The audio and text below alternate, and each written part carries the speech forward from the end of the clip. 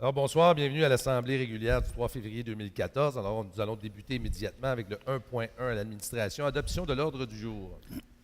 Monsieur le maire, je propose d'adopter l'ordre du jour tel que présenté. Et je seconde.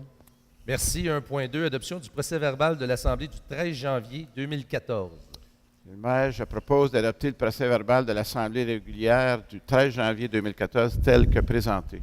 Et je seconde, Monsieur le maire. Merci. Au point 1.3, adoption des comptes du mois. Alors, je propose d'accepter les paiements suivants du chèque numéro 14-390 au chèque numéro 14-542 du compte général pour un total de 826 393,21. Du prélèvement numéro 1453 au prélèvement numéro 1469 aussi du compte général pour un total de 15 786,3. Le chèque numéro 129 du fonds Parc et terrain de jeu pour un total de 3 449,27. Et je seconde, Monsieur le maire. Merci. 1.4, règlement d'emprunt numéro R-13.1 de la Régie intermunicipale du Parc régional de la Rivière-du-Nord. Considérant que la Régie intermunicipale du Parc régional de la Rivière-du-Nord a adopté le règlement d'emprunt numéro R-13.1 d'un montant de 266 000 $, considérant que cet emprunt permettra à la Régie de procéder à l'aménagement d'infrastructures et de faire l'acquisition de mobilier et de bâtiments, considérant que la municipalité de Saint-Hippolyte est membre de cette Régie et qu'elle doit entériner par résolution le règlement d'emprunt adopté par la Régie. En conséquence, Monsieur le maire, je propose d'adopter le règlement d'emprunt numéro R-13.1 de la Régie intermunicipale du Parc régional de la Rivière-du-Nord au montant de 266 000 $, et je dois spécifier que la quote-part de la municipalité de Saint-Hippolyte est de 8,65 %, donc le montant pour Saint-Hippolyte est de 23 000 $. Ça me prend un secondaire. Je seconde, Monsieur le maire. Juste à titre de complément supplémentaire, la Régie intermunicipale de la Rivière-du-Nord, c'est un supralocal de la MRC, donc les 5 municipalités. Ce que M. Beauregard vous dit, le 8,65 %, c'est la quote-part de la municipalité, donc de 23 000 $. C'est pour refaire des aménagements au parc qui sont nécessaires. Il y aura aussi un petit jeu d'eau qui sera installé, et ainsi de suite. Alors, ça a été décidé lors de la dernière rencontre du mois de janvier. Alors, 1.5, demande d'appui de la MRC de la Rivière-du-Nord, modification de l'entente de partenariat fiscal et financier avec le gouvernement du Québec.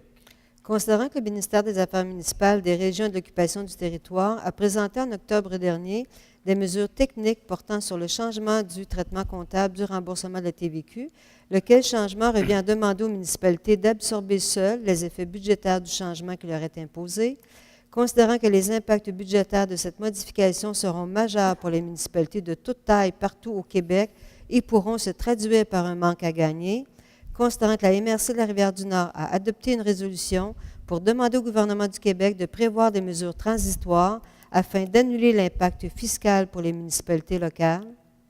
En conséquence, je propose d'appuyer la MRC dans sa démarche auprès du gouvernement du Québec et de transmettre la présente résolution à la MRC de la Rivière-du-Nord et à M. Sylvain Gaudreault, ministre des Affaires municipales, Régions et Occupation du territoire. Et je seconde, Monsieur le maire. Merci. 1.6, adoption du règlement 1092-14 concernant l'adoption d'un code d'éthique et de déontologie pour les membres du conseil de la municipalité de Saint-Hippolyte et abrogeant le règlement numéro 1048-11. Attendu que le gouvernement du Québec a adopté le 2 décembre 2010 la loi sur l'éthique et la déontologie en matière municipale, obligeant toute municipalité et ville du Québec à adopter un code d'éthique et de déontologie pour veiller à ce que les membres du conseil adhèrent explicitement aux principales valeurs de la municipalité en matière d'éthique, prévoir l'adoption des règles de déontologie et de déterminer les mécanismes de contrôle et d'application de ces règles, attendu que l'article 13 de la loi sur l'éthique et la déontologie en matière municipale prévoit que toute municipalité doit, suivant toute élection générale, et avant le 1er mars suivant, adopter à l'intention de ses élus un code d'éthique et de déontologie révisé qui remplace celui en vigueur avec ou sans modification. Attendu qu'un avis de motion du présent règlement sera donné à la séance du Conseil de ce soir, attendu que les membres du Conseil présents à cette Assemblée déclarent avoir lu le projet de règlement et renoncent à sa lecture. Voici, avant de proposer l'adoption du règlement, en fait, c'est un projet de règlement et l'adoption se fera officiellement le mois prochain. Et en principe, en ce moment, le projet est identique au code de déontologie que nous avions lors du premier mandat. Nous aurons l'occasion, évidemment, au cours de l'année, parce qu'on n'est pas obligé d'attendre une autre 4 ans pour faire des modifications. Alors, on essaiera de faire des modifications, l'améliorer au fur et à mesure. Alors, en conséquence, pour le moment, je recommande l'adoption de ce projet de code de déontologie. Et je seconde, Monsieur le maire. Merci. Merci. 1.7, avis de motion. Règlement 1092-14 concernant l'adoption d'un code d'éthique et de déontologie pour les membres du conseil de la municipalité de Saint-Hippolyte. Alors, je, Donald Riendo, donne avis de motion de la présentation à une séance ultérieure d'un règlement ou du règlement numéro 1092-14 concernant l'adoption d'un code d'éthique et de déontologie pour les membres du conseil de la municipalité de Saint-Hippolyte et abrogeant le règlement numéro 1048-11. Je demande que la dispense de lecture soit faite. Merci. 1.8, demande d'appui, Institut de transport. Considérant que dans le cadre de la stratégie d'électrification des transports annoncée par la première ministre du Québec, Mme Pauline Marois, la création d'un institut de transport électrique doté d'un budget de 35 millions sur 3 ans est une mesure phare dont la mise en œuvre est prévue dans les tout premiers mois de l'année 2014, considérant qu'afin de s'assurer que l'Institut dont je viens de nommer réponde bien aux besoins et aux attentes tant de l'industrie que du milieu de la recherche, le ministre du Conseil exécutif a mis sur pied un comité de travail pour élaborer un plan d'affaires et remettre sa recommandation au gouvernement au plus tard le 14 février 2014. Considérant qu'un projet d'institut de véhicules avancé a déjà été mis de l'avant par un regroupement unique d'expertise issu de la région des Laurentides, constitué du Centre national de transport avancé, de l'Institut du transport avancé du Québec, de PMG Technologies et d'un consortium national FP Innovation.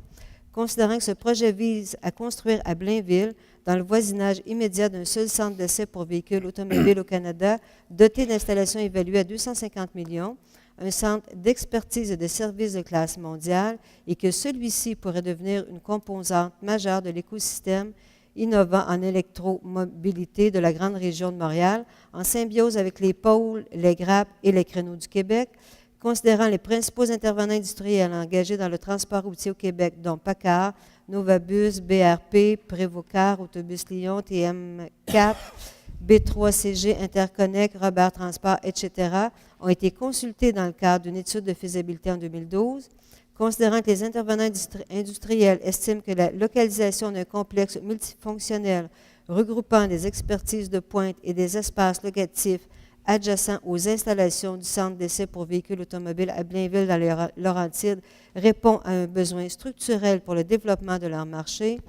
Considérant que la région des Laurentides travaille depuis 1996 grâce au Centre d'expérimentation des véhicules électriques du Québec sur l'électrification des transports et que la fermeture de GM à Boisbriand en 2012 a depuis incité les industriels du secteur automobile à diversifier leur activité vers l'électrification des transports et considérant que le gouvernement du Québec a reconnu officiellement en 2003 un créneau d'excellence en transport terrestre avancé de la région des Laurentides. En conséquence, je propose que la municipalité de Saint-Hippolyte appuie l'implantation de l'Institut du transport électrique à Blainville, dans les Laurentides, mis de l'avant par le CNTA, l'ITAC et FP Innovation. Et je seconde, Monsieur le maire. Merci. Alors, vous comprendrez que la région des Laurentides a déjà des projets et c'est une demande, évidemment, de la CRE, la Conférence régionale des élus, qui veulent que le gouvernement du Québec reconnaisse notre région pour être pour réaliser ce projet-là. Merci. Alors, 1.9, vente pour défaut de paiement de taxes. Considérant le dépôt de la liste des arrérages de taxes pour l'année 2012, En conséquence, je propose que Mme Catherine Nadeau-Jobin, trésorière, soit autorisée à prendre pour et au nom de la municipalité de Saint-Hippolyte les procédures légales, soit par la vente pour taxe à la MRC de la Rivière-du-Nord le 12 juin 2014 ou par shérif afin de percevoir les taxes dues pour l'année 2012 et d'autoriser Mme Catherine Nadeau-Jobin, trésorière, et en l'absence de cette dernière, la directrice générale, Mme Christiane Côté, à représenter la municipalité pour procéder à l'acquisition de tout immeuble dans l'éventualité où aucune offre ne serait présentée. Je seconde, Monsieur le maire. Merci. 1.10, contrat service animalier.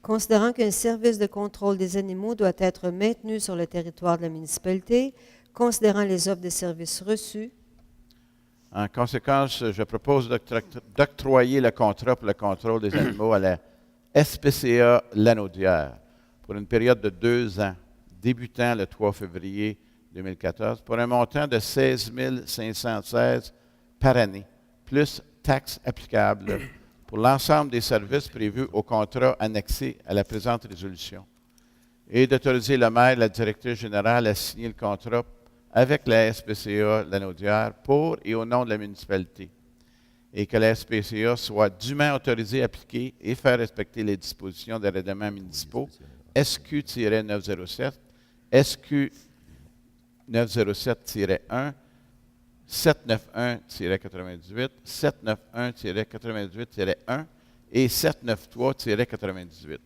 et d'imputer la dépense au poste budgétaire 02-290-00-451, contrôle des animaux. Et je seconde, Monsieur le maire. Juste pour votre information, cette année, on est allé avec 4. On a fait 4 demandes, si vous voulez. On est allé avec la patrouille GL, SPCA Laurentides Label, Société de protection canine des Monts. Alors, patrouille GL est arrivée à 43 830 $. SPCA Laurentides Label, 41 560 $. Société de protection canine des Monts, 18 000 $ plus taxes.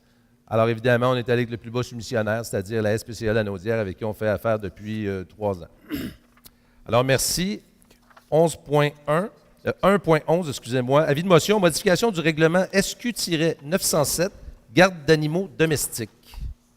Donc, je, Denis Lemay, donne avis de motion de la présentation à une séance ultérieure du règlement numéro SQ-907-1 qui modifie l'annexe B du règlement numéro SQ-907 afin de majorer à 25 $ le tarif exigé pour la licence de chien, et je demande que le dispense de lecture soit faite.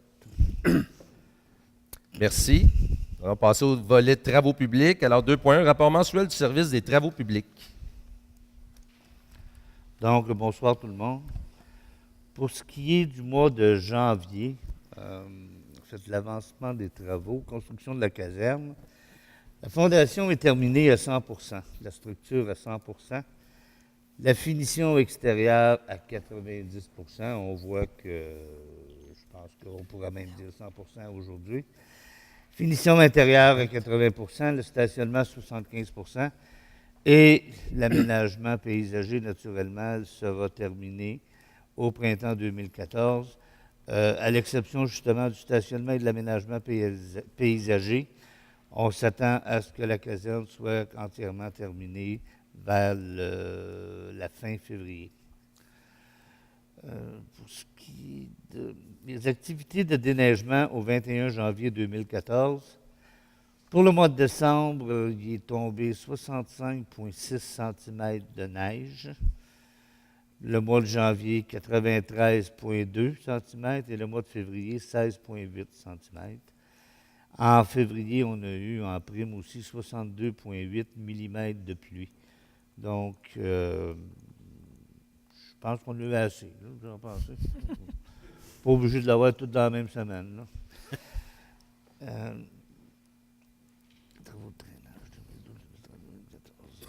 Les travaux de drainage 2014 qui sont prévus, c'est principalement on réorienter le drainage vers la 310e avenue à partir du 214-305e.